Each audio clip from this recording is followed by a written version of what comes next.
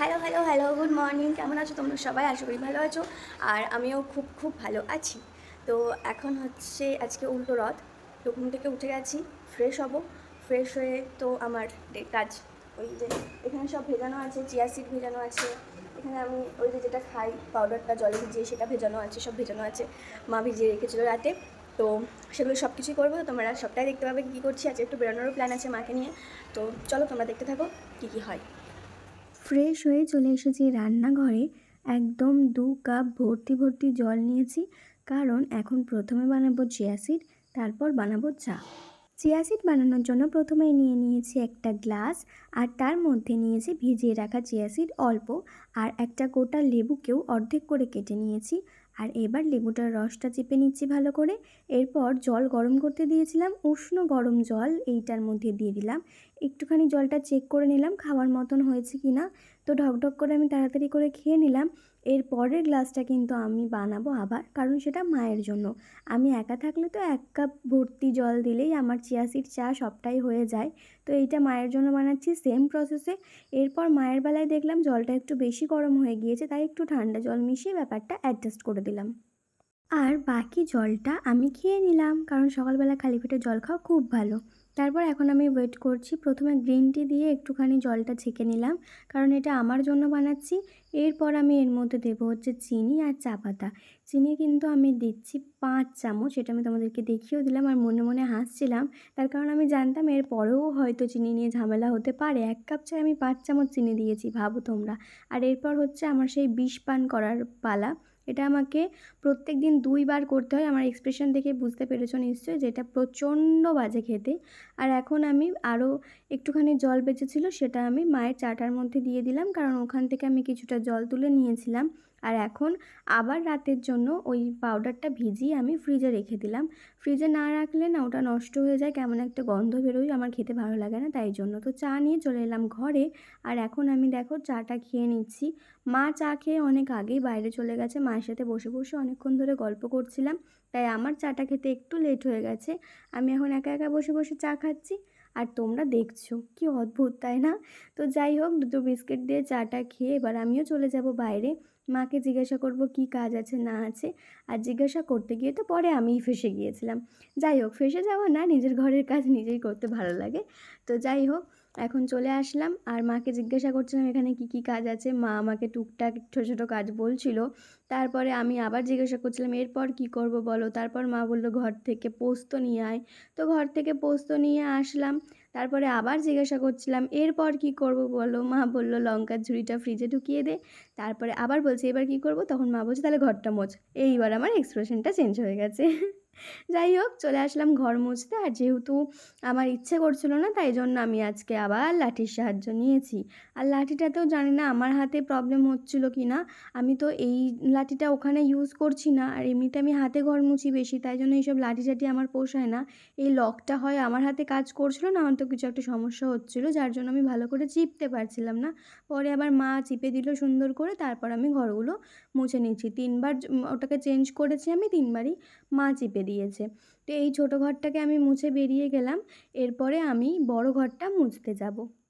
ঘরটা মুছতে মুছতে চলো আবার তোমাদের কয়েকটা কমেন্ট পড়ে নিই।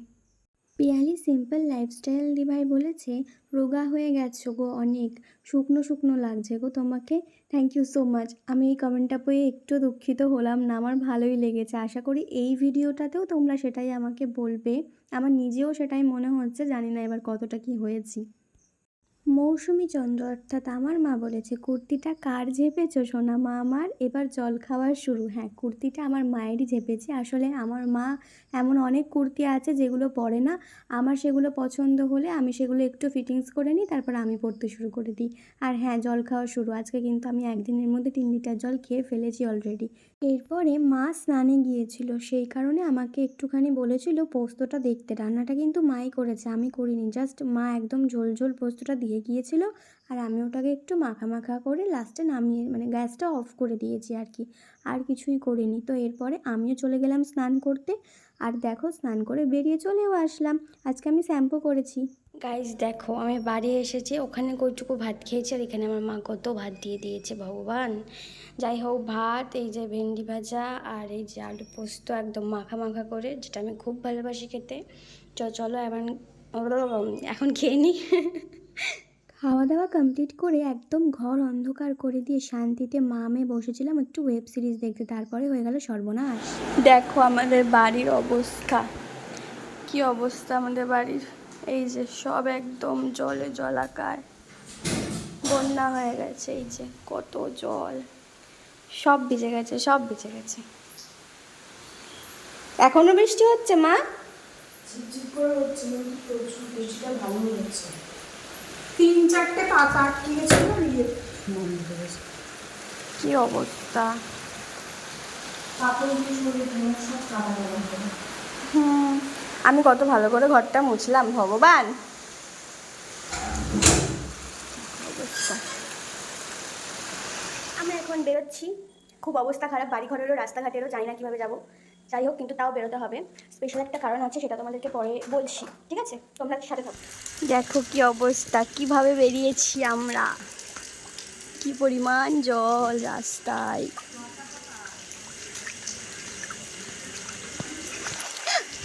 চলে যাচ্ছিলাম এক্ষুনি আমি সরাত করে, চলে যাচ্ছিলাম এক্ষুনি সরাত করে, আবার জল।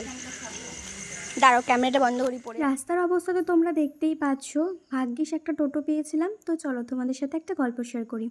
এখন আমি এসেছি সোনার দোকানে, কারণ আমি না, যখন আমার কাছে একটু বেশি টাকা পয়সা জমে বা কিছু হয়, তখন আমি বিনা কারণে টাকাটা খরচা করতে পছন্দ করি না। মানে ওই জামা কাপড় কিনবো, মেকআপের জিনিস কিনবো, এইসব কিনতে একদম পছন্দ করি না। তাই মাকে নিয়ে চলে এসেছিলাম সোনার দোকানে। এখন কি কি কিনলাম সেটা তো তোমাদেরকে বাড়ি গিয়ে দেখাবো। আর সোনার দোকান থেকে বেরিয়ে চলে এসেছি শ্রী লেদার্সে। আমার কাছে শ্রী লেদার্স মানে হচ্ছে বেস্ট, একবার ইনভেস্টমেন্ট, লাইফ টাইম গ্যারেন্টি। তো যাই হোক, শ্রী লেদার্সের সামনেই দেখলাম একটা ফুচকার দোকান বসেছে, সেখানে চলে আসলাম ফুচকা খেতে। আর এই যে আমার ফুচকা খাওয়াতে সমস্যা কোথায় জানো? আমি যখন ফুচকা খাই তখন এত বড় বড় ফুচকার সাইজগুলো হয়, যেগুলো আমার মুখে ঢুকতেই চায় না। কি বড় দেখো এটা! আমি খাওয়ার চেষ্টা করছিলাম, অনেক কষ্ট করে গোটাটা মুখে ঢুকিয়েছি ফাইনালি। তবে ফুচকাটার টেস্ট মোটামুটি ভালোই ছিল, খুব একটা খারাপ ছিল না। এরপরে আমি আমার থেকেই মাকে একটা দিচ্ছিলাম, কারণ মা খুব একটা বাইরে খেতে পছন্দ করে না। তো মায়ের এক্সপ্রেশনও সেম। কি কি কিনেছো? তো চলো, আমরা এই বৃষ্টি বাদলার দিনেও বন্যা পার করেও উঁচু করে দেখাবা। বন্যা পার করেও বেরিয়েছি, কারণ দরকার ছিল আর বেরোতে ইচ্ছেও করছিল। তো চলো কী কী কিনেছি তোমাদেরকে দেখাই।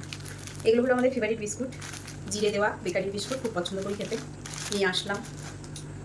আর তোমাদের সবার পূর্বাশা নিয়ে এসেছে কেক। কটা খাবে আমি জানি না, নষ্টই হবে, বললো নিলাম। এটা বেকারির এই কেকগুলো আমি খাই, দেখবো। এবার চলো, প্রয়োজনীয় জিনিস আমার প্রয়োজন ছিল না, তবুও নিয়ে দিল। এই হলো তোমাদের পূর্বাশার। মুখের সামনে জুতোকে ধরে। জুতো ওর এটা প্রয়োজন ছিল, সেই জন্য নেওয়া হলো।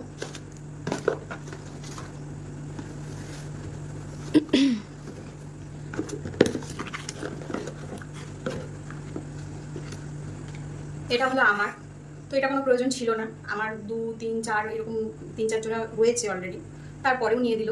কারণ তোমার সবগুলোই কালো কালো, এইটা পরে পায়ে ভালো লাগছিল। সব জুতো কালো আমার মায়ের, আমি ব্ল্যাকটা নিই এই কারণ যে সব ড্রেসের সঙ্গে ব্ল্যাকটা যায় ওর জন্য। কিন্তু এইটা পায়ে পরে ঠিক সুন্দর আছে, এটা আমাকে নিয়ে দিল।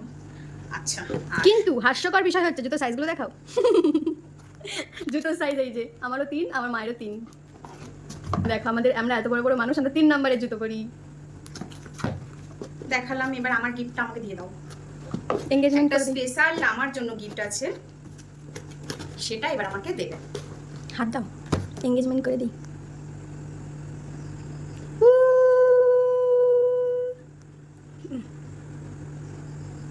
এটা হলো আমার গিফট। কেন সেটা বলে দাও। কেন? বাড়ির জন্মদিন, বাড়িতে তো কিছু দিতে পারবো না। আজকে আমাদের বাড়ির জন্মদিন, তো আমাদের ইচ্ছে ছিল বাড়িটা একটু সুন্দরভাবে সাজানোর, কিন্তু এই মুহূর্তে আমরা সাজাতে পারছি না, কারণ আমাদের ছাদটা ইয়ে করা নেই, কি বলে ওটাকে, কি বলো ওটাকে? জানি না যে কি জানি কি বলে, কি সিমেন্ট, না না জলছাদ। মানে ছাদটা জলছাদ করা নেই, বা মানে বাড়িতে অনেক কিছু রং টং এনে স্টিকার মিকার করবো, অনেক কিছু যাই হোক ভেবেছিলাম বাড়িটা সুন্দর করে সাজাবো, বাট ওগুলো তো একটা হিউজ অ্যামাউন্টের প্রয়োজন, যেটা এই মুহূর্তে আমাদের কাছে নেই। তো ওটা আস্তে আস্তে করবো, ধীরে সুস্থে করবো। যেহেতু আজকে আমাদের বাড়ির জন্মদিন, 5 বছর পূর্ণ হলো আমাদের বাড়িটা, 6 বছর পা দিল। তো আশা করি আমি যতদিন বেঁচে থাকবো আমি এই বাড়িতেই থাকবো। তো সেই জন্য বাড়ির জন্য কিছু করতে পারবো, মানে বাড়িতে কিছু মিস্ত্রি লাগাতে পারিনি, তাই এটা ছোট্টর মধ্যে একটা গিফট, যেটা তোমাদের পূর্বাশার ভালোবাসার পূর্বাশার সামর্থ্যের মধ্যে। হ্যাঁ, এবার ডিজাইনটা একটু দেখিয়ে দিই। আসলে আমার মায়ের, আমি দুটো আংটি পরি সবসময়, তো মায়ের এই আংটিটা ছিল যেটা মা সবসময় পরতো। তো আমার ইচ্ছে ছিল যে মাও যেন সবসময় দুটো আংটি পরে। তো আমি অনেক দিন ধরে ভেবেছিলাম এমন কিছু, তো আজকে সেটা পূরণ হলো। বাড়িরও জন্মদিন আর আজকে উল্টো রথও আছে, তাই একটা ভালো দিন দেখেই দিলাম। পছন্দ? তো যাই হোক, আমাদের শপিং ডান। ইয়ে, এখনও অনেক কিছু করার বাকি আছে, আমাদের এখন অনেক কিছু প্ল্যানিং চলছে। তো যা যা করব সবটাই তোমাদেরকে আস্তে আস্তে দেখাবো। তো good night, tata, bye bye. আজকের ভিডিওটা এখানেই শেষ করছি। সবাই ভালো থেকো, সুস্থ থেকো, দেখা হচ্ছে আগামী ভিডিওতে। Tata, bye bye.